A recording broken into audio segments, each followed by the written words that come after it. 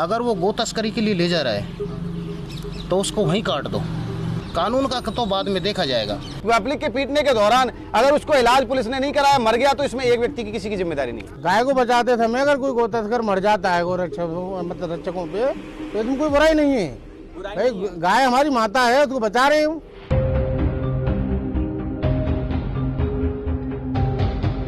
राजनीतिक धंधा है जी जब से इनका, तो ये इनको तो प्लानिंग है जी। मेन पॉइंट क्या है, ऑर्गेनाइजेशन का होता है। Since the lynching of Mohammed the Clock in September 2015, there have been more than 35 lynchings related to cattle vigilantism in 11 states across India. मुसलमानों के साथ ऐसा करना है और इनको मारना है इस गाय के ऊपर। मेवात मुसलमानों से भरा हुआ है सर। मिनी पाकिस्तान तो हो गया ये। मैं आपसे ही पूछ रहा हूँ, हम इस हिंदुस्तान में रह रहे हैं, क्या हम हिंदुओं से कम हिंदुस्तानी हैं? To answer his question, we must ask ourselves first, why is it that mob lynchings have become the new normal in India? And how exactly does Lynchistan operate? वे गोरक्षक हैं, वे मार पीट करते हैं और उनको छीन लेते हैं। अगर वे थोड़े हैं तो हम बच निकले हैं, थोड़ा मार पीट करें, ज्यादा वे हो जाते हैं तो खत्म ही कर देते हैं। In Alwar alone, Rakbar Khan was killed in July 2018. Umar Khan shot dead in November the year before. And Pehlu Khan lynched in public view in April 2017. सही हुआ। अगर गाय काटेगा तो आगे भी ऐसे ही होगा, क्योंकि ये रुकने वाला नहीं है। ये कितने मारेंगे पहलू है तो बहुत है। हम गाय पालने में नहीं छोड़ सकते, नहीं छोड़ सकते। कौन कहता हम है, हमारा हिस्सा है, हम पालेंगे।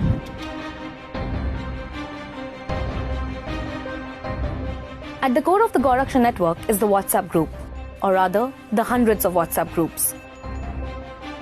व्हाट्सएप ग्रुप तो मेरे पास 200 से 250 की संख्या में हैं। गोरक्षा और संगठन से जुड़े हुए भी कम से कम 150 ग्रुप, 150 पौने 200 ग्रुप।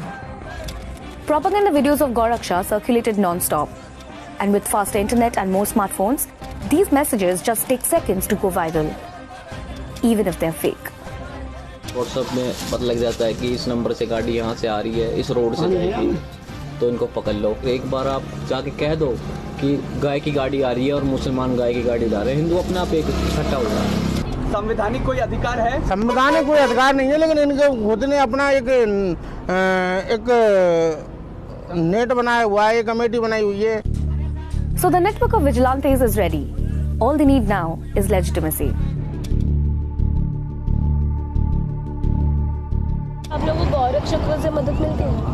हाँ मिलती है, वो भी साथ तो देते हैं। काम पुलिस का है पकड़ने का, आम आदमी का थोड़ी है। रास्ते में जब वो गोरक्षक रोकते हैं तो पहले तो वो नाम पूछते हैं, भाई तुम्हारा क्या नाम है। अगर उसने बता दिया मेरा नाम इस्लाम है, मेरा नाम खान है, या कुछ बता दे, तो फौरन उनको ज़रूरत नहीं हुलिया की, वो उनको तो जला देते, फाड़ देते हैं। बस उनका लेना देना कि भाई मुसलमान है, इसको मारा जाए। Remember, the cow vigilantes have no legal authority to stop, search and harass anyone. But support from the police ensures that they function with impunity.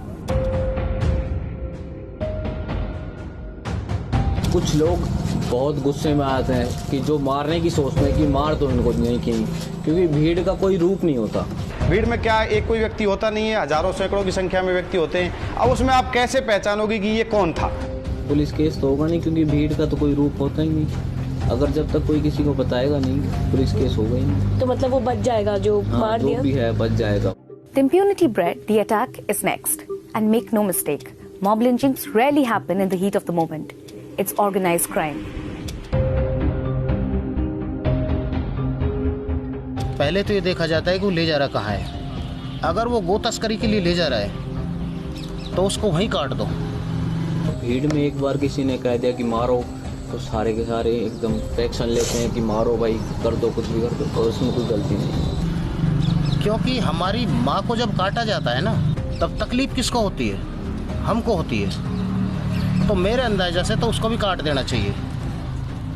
अगर वो असली हिंदू है तो कानून का तो बाद में देखा जाएगा। अब भीड़ में जैसे मारने लग जाते हैं, जैसे अगर हम 100 आदमी हैं तो 100 मारने लगेंगे 2 आदमियों को, तो आपको उनकी जान जाएगी। भीड़ को कोई रोकने वाला होता नहीं। लेकिन ऐसा करना चाहिए?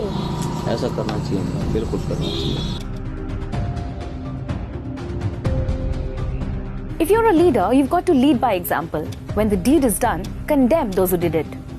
I'm sorry, I meant congratulate those who did it. Options available: justify the crime, garland the criminals, deny it ever happened, blame the victim.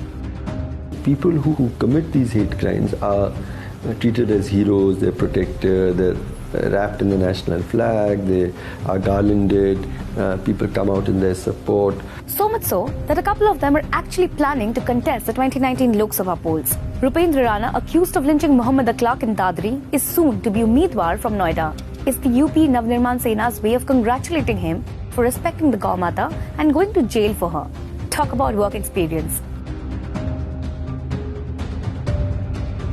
Police का कई बार क्या रवैया रहता है कि जो गौ तस्कर होते हैं उनको छोड़ देते हैं और जो हमारे कार्यकर्ता होते हैं, संघ के जो कार्यकर्ता हैं, जो सूचना दे रहे होते हैं, उनको ही झूठा ब्लेम लगा करके उनको बंद कर दिया जाता है। Enter the vigilante friendly politician. BJP को हम लेकर के चलते हैं तो बीजेपी में भी कोई इक्के दुक्के ऐसे कार्यकर्ता और ऐसे नेता होते हैं जो हमारी सुनते हैं। वो फिर उन उच्च अधिकारियों को फोन करके कहते हैं कि वहाँ इस तरीके की घटना हो रही है, कार्यकर्ताओं को परेशान किया जा रहा है, उनके ऊपर अटैक हो रहा है, आप लोग क्यों नहीं जा रहे हो। तब वहाँ पुलिस पहुँचती है और पुलिस पहुँच करके फिर उसको वहाँ देखती है और आनन फानन में उसको निपटाने की कोशिश करती है। किसी हिंदू गांव में बढ़ेगा तस्कर तो पिटेगा। हाँ, जो गाय लेके जा रहा है या कोई कैसा भी है क्राइम कर रहा है, जो उसके खिलाफ होंगे वो तो पिटेंगे, पिटना भी चाहिए। And that is a police official justifying a criminal act. In the Hapur lynching